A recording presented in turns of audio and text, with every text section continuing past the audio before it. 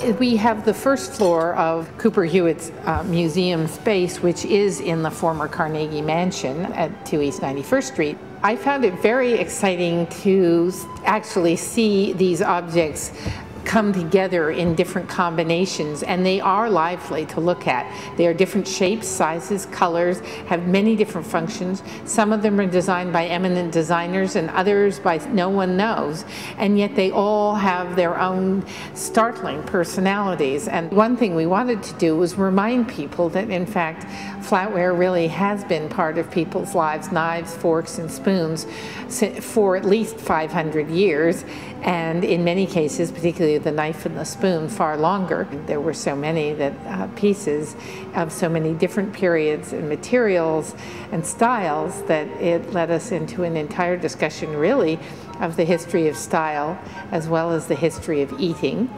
So we looked at color, we looked at the materials. We approached it from the food point of view, the design point of view. We have a section on architect design flatware.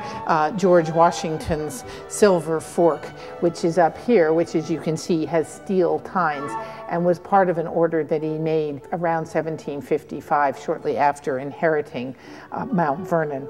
Airlines, of course, had their own solutions to flatware, particularly when there was actually some food on the plane. There was a sense of designing the ceramics and the flatware and the glassware all to go together as a unit and in turn relate to the interior of a plane. In many cases, the most successful designs are fantastic works of art and at the same time are graceful extensions of our hands.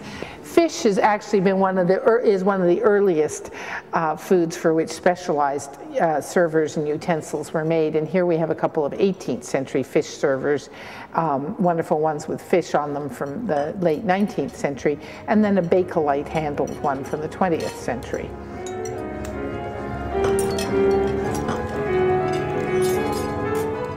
The fork came to Italy, the first European country that had it as an individual utensil. We're not talking about a serving fork, which might have existed in antiquity. Via a Byzantine princess who married a Venetian doge. She brought a small gold fork and she ate glacéd fruits with it, sugared fruits and so forth, which were considered very decadent, especially by the church and others.